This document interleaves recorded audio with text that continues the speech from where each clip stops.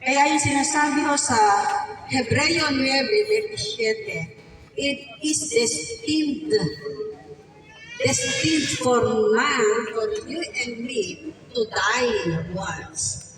And after that, faces judgment, haharap sa hukuman ng Diyos. So, ang salita kong destined sa Hebreo ay appointed. Maaari tayong gumawa ng plan, mag-i-schedule ka, 1 year from now, 5 years from now, 10 years from now. Kakalendar because gumagawa tayo ng plano. Pero kahit kailan hindi ho tayo nagplano sa ating eternity. Hindi ho natin pinaghahandaan ng eternity. Ito po ang pinakamahalaga eh. Hindi ko sinasabi napakahalaga na pinaghahandaan mo yung kamatayan mo. At sinasabi po ng salita ng Panginoon, paghandaan po natin yung destination natin, which is eternal, endless, timeless. Yung buhay natin dito sa mundo,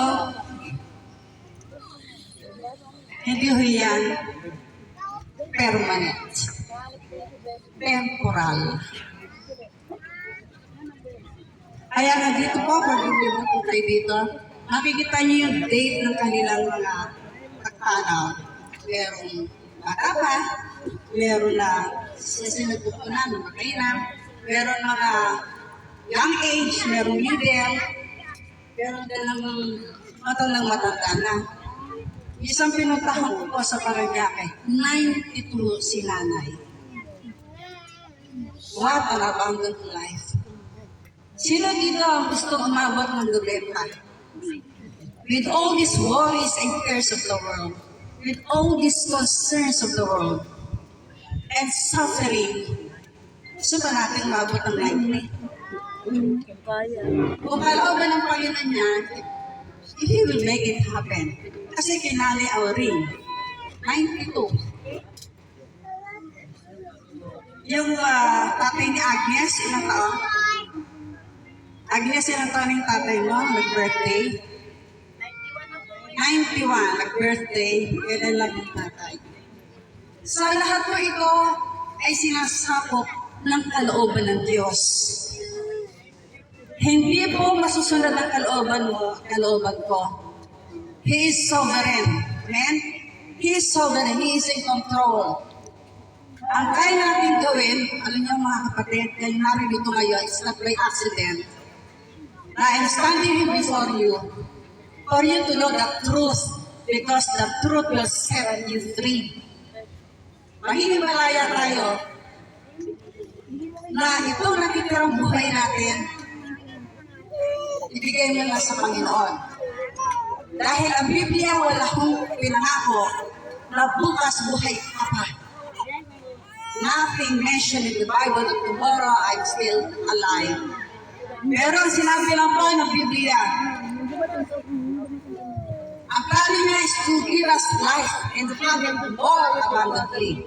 Pero yung abundance ko, hindi ko nakukuha sa haba ng buhay.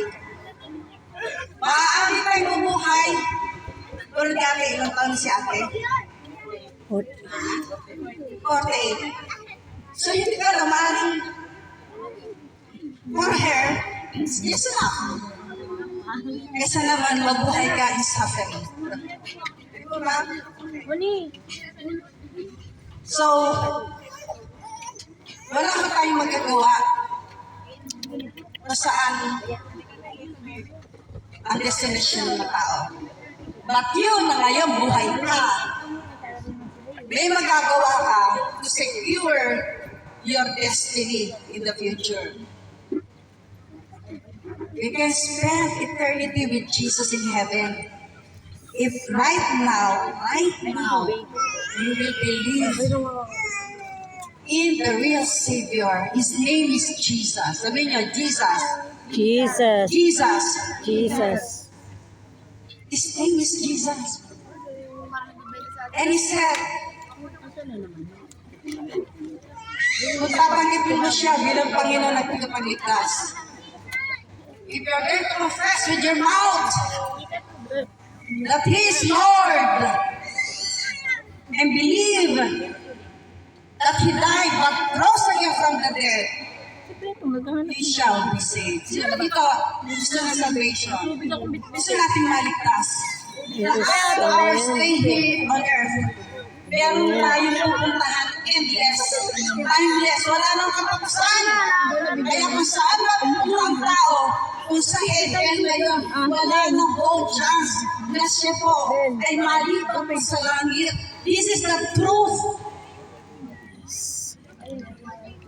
So many of us, because of tradition, inamulatan natin, naniniwala tayo na merong pagkatoni. Okay, forgive me.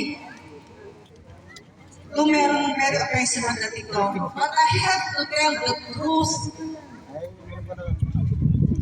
So there are only two destination.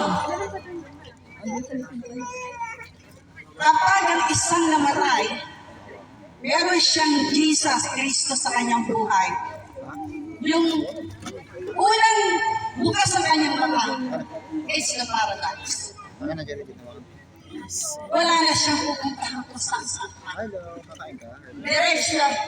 Diretso siya doon sa kung nasaan ang Diyos. And it is endless. No more pain, no more suffering, no more death. Dahil bibigyan tayo ng Panginoon ng glorified body. Yes, sir. This body Tahimik na is talaga. meant Tahimik na talaga siya. to die and to decay. Kaya nga, ilang araw lang yan. Okay? So the Lord kanyang promise is, I'm going to give you a new life. Kabukas po. Kabukas. Kung nasaan siya, naandun din tayo.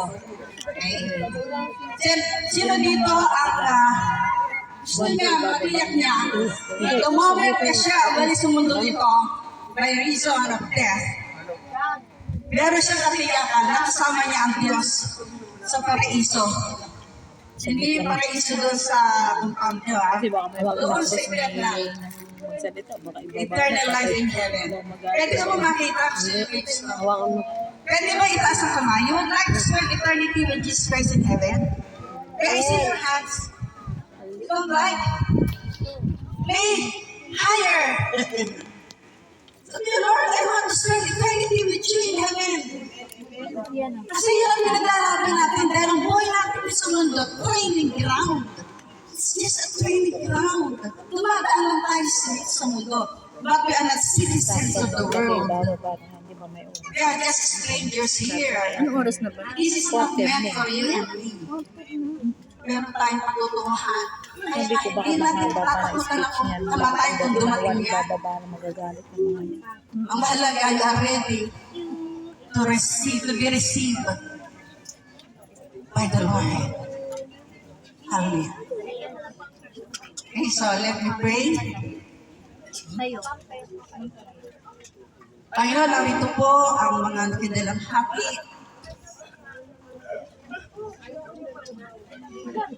Salamat Lord dahil marami po ang nakikisimpatya sa pamilya ng naiwan. Kami po ay nagsusuportahan sa bawat isa. Lord, I pray right now, gusto niyo yung puso nila. Gusto niyo po ang mata ng kanilang pangunawa.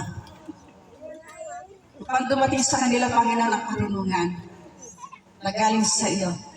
Na darating at darating ang kamatayan sa bawat isa sa amin. Dalahin ko, Lord, na lahat na namin po ngayon ay magkaroon ng katiyakan by just confessing that Jesus is Lord.